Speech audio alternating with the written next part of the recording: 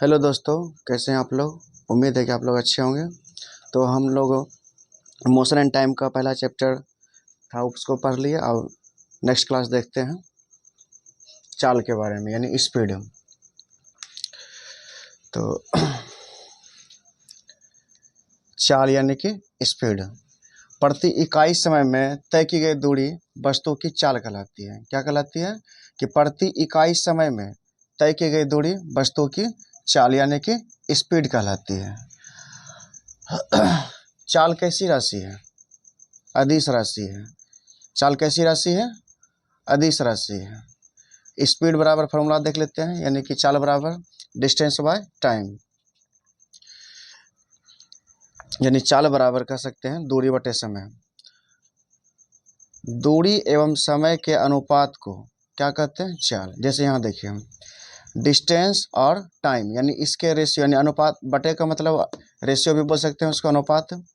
यानी कि डिस्टेंस और टाइम के रेशियो को हम लोग क्या बोलेंगे? चाल। एक यहाँ परिभाषा हो गया कि प्रति इकाई समय में तय की गई दूरी को चाल कहेंगे। और दूसरा परिभाषा ये भी बोल सकते हैं कि दूरी और समय के अनुपात को हम लोग चाल बोलेंगे। तो जैसे याद रखना, उसको याद रख सकते हैं। चाल का ऐसा मात्रक क्या होता है? मीटर प्रति सेकेंड। क्या होता है? मीटर प्रति सेकेंड। तो यूनिट कैसे निकला? डिस्टेंस को किस में मापते हैं हम लोग? मीटर में। टाइम को सेकेंड में, इसलिए इसको बोल सकते हैं मीटर प्रति सेकेंड। चाल का ऐसे मात्रक क्या होता है? तो मीटर प्रति सेकेंड। चाल हमेशा क्या होती है? धनात्मक। चाल हमेशा क्या होती है? धनात्मक, यानी कि पॉजिटिव। चाल कभी भी ऋणात्मक या शून्य नहीं हो सकता है। चाल जो है कभी भी नेगेटिव या शून्य नहीं होगा, ये हमेशा धनात्मक होगा। औसत चाल बराबर देखते हैं कि औसत चाल बराबर क्या होता है? कुल दूरी बटे कुल समय, यानी कि total distance by total time. औसत चाल बराबर कुल दूरी बटे कुल समय। पॉइंट इधर देख लेते हैं कि जब वस्तु भिन्न भिन्न यानी अलग अलग चाल से समान दूरी यानी कि सेम डिस्टेंस तय करती है, तब एवरेज स्पीड यानी कि औसत चाल बराबर क्या हो जाएगा? 2 × V1 × V2 बटे V1 + V2। जब वस्तु भिन्न भिन्न यानी कि अलग अलग चाल दिया रहेगा, अलग अलग चाल से समान दूरी यानी कि फिक्स दूरी है, समान दूरी है, तब उसका एवरेज स्पीड कैसे निकालेंगे? 2 V1 × V2 बटे V1 + V2। फिर इधर देख लेते हैं, जब वस्तु भिन्न भिन्न चाल से समान समय तक चलती है, तब एवरेज स्पीड क्या होगा? V1 + V2 बटे 2। इसमें क्या बोला गया है? जब वस्तु भिन्न भिन्न चाल अलग अलग रहेगा, लेकिन टाइम यहाँ पे क्या लगेगा? समान लगेगा, सेम टाइम लगेगा, तब उसके लिए एवरेज स्पीड क्या होगा? औसत चाल क्या होगा? तो V1 + V2 बटे 2। यहाँ तक देख लीजिए, उसके बाद फिर आगे देखते हैं, इसको लिख लीजिए। आइए तब वेग के बारे में देख लेते हैं।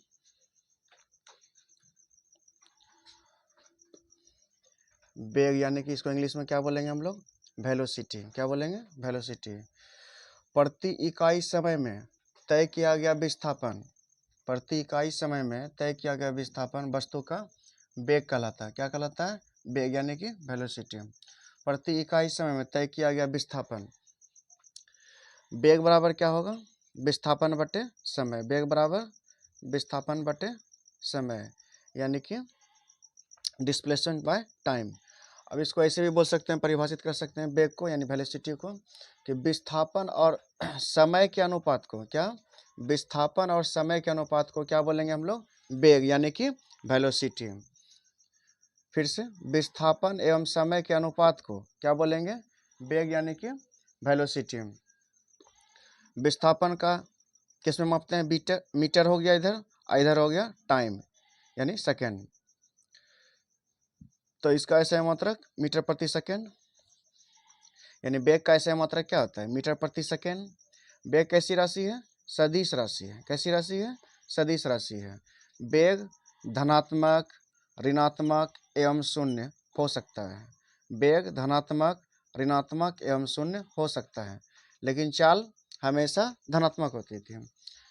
और एक समान गति इसको इंग्लिश में यूनिफॉर्म मोशन बोलेंगे। ठीक है। जब किसी वस्तु या व्यक्ति के द्वारा बराबर समय अंतराल में बराबर दूरी तय किया जाता है, तब वस्तु या व्यक्ति की गति क्या कहलाती है? एक समान गति कहलाती है। क्या कहलाती है? एक समान गति। यानी जब किसी वस्तु या व्यक्ति के द्वारा बराबर समय अंतराल में बराबर दूरी तय करेगी, यानी बराबर दूरी अगर कवर करती है, तब उस वस्तु या व्यक्ति के द्वारा जो गति किया जाएगा उसको क्या बोलेंगे? एक समान गति। देख लेते हैं इधर, असमान गति यानी कि नॉन यूनिफॉर्म मोशन। एक असमान गति को क्या बोलेंगे? Non uniform motion. जब वस्तु या व्यक्ति के द्वारा बराबर समय अंतराल में असमान दूरी तय किया जाएगा। यहाँ समान दूरी था, लेकिन यहाँ पे क्या है? असमान दूरी तय की जाती है, तब व्यक्ति या वस्तु की गति को हम लोग क्या बोलेंगे? असमान गति कहलाती है। क्या कहलाती है? असमान गति। लिख लीजिए इसको।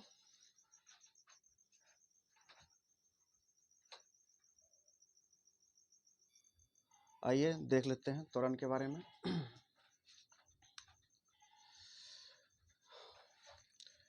त्वरण यानी कि एक्सेलरेशन। वेग में परिवर्तन की दर को हम लोग क्या बोलेंगे? त्वरण यानी कि एक्सेलरेशन। क्या बोलेंगे? यानी कि वेग में परिवर्तन की दर को क्या बोलेंगे? त्वरण।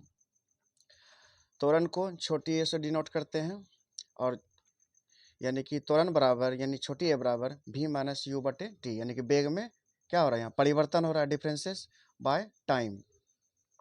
तो वेग में परिवर्तन की दर यानी टाइम से भाग को हम लोग क्या बोलेंगे? त्वरण। u को प्रारंभिक वेग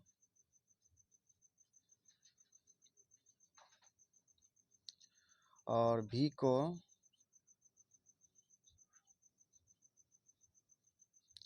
अंतिम वेग बोलेंगे।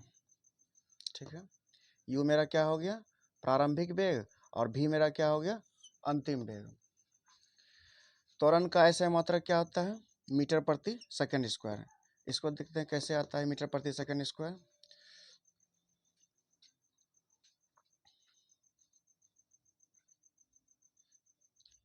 त्वरण बराबर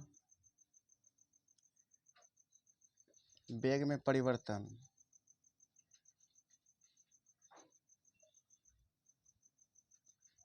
बटे टाइम। वेग का ऐसे मात्रक क्या होता है हम लोग को पहले से पता है, पढ़ चुके हैं इसके बारे में, मीटर प्रति सेकेंड। ठीक है। और टाइम को सेकेंड, तो इसको लिख सकते हैं मीटर प्रति सेकेंड स्क्वायर, इसीलिए हो जाता है मीटर प्रति सेकेंड स्क्वायर। त्वरण का ऐसे मात्रक क्या होता है? मीटर प्रति सेकेंड स्क्वायर। यहाँ से हम लोग देख लिए कि ये कैसे यहाँ आया है। तो त्वरण का ऐसे मात्रक क्या होता है? तो मीटर प्रति सेकेंड स्क्वायर। त्वरण कैसी राशि है? सदिश राशि है। त्वरण कैसी राशि है? सदिश राशि है। त्वरण धनात्मक और ऋणात्मक दोनों हो सकता है। त्वरण क्या हो सकता है? पॉजिटिव नेगेटिव दोनों हो सकता है।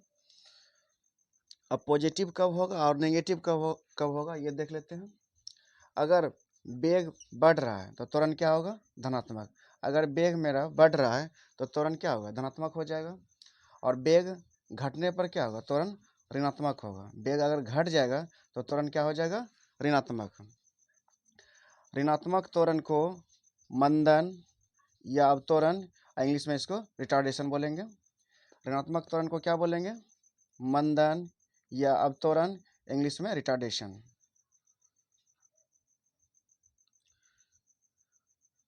अब त्वरण बढ़ता कैसे घटता कैसे, अब इसका देख लेते हैं छोटा सा डायग्राम। और अपने डेली लाइफ में आपने भी इस चीज़ के बारे में सोचा होगा, देखा होगा। अब जैसे यहाँ से कोई रोड गया है, ठीक है। अगर यहाँ से अगर कोई बाइक अगर चलना स्टार्ट होता है तो कोई ज़रूरी नहीं बाइक की अगर हम 30 की रफ्तार से 40 की रफ्तार से अगर जा रहे हैं तो मेरा 40 से रफ्तार होगा। जैसे अगर देखते हैं रोड मेरा खाली है तो 40 60 भी जाएगा, 80 भी कभी कभी चलता है। और जहाँ अगर जनसंख्या आ गया, जैसे मार्केट में अगर चलाते हैं, तो वहाँ क्या होता है? त्वरण कभी बढ़ेगा और कभी घटेगा, कभी बढ़ेगा कभी घटेगा।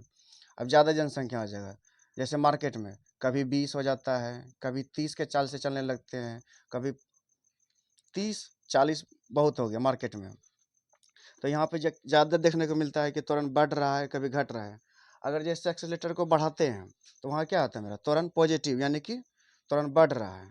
और त्वरण अगर जैसे घटाएं, जैसे पीछे की एक्सेलेरेटर को, तो क्या हो जाएगा, त्वरण घटेगा। तो त्वरण अगर निगेटिव है तो उसको क्या बोलेंगे हम लोग, मंदन या अवत्वरण, या इंग्लिश में इसको रिटार्डेशन।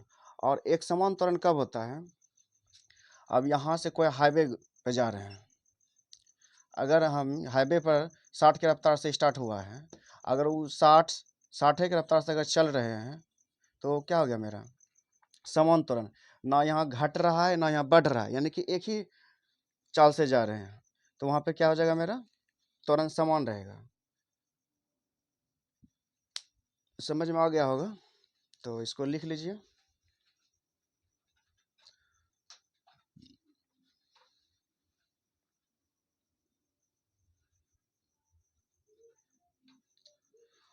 और आगे के लिए नेक्स्ट डे देखते हैं, इसको लिख लीजिए ठीक से। मिलते हैं हम लोग अगले दिन।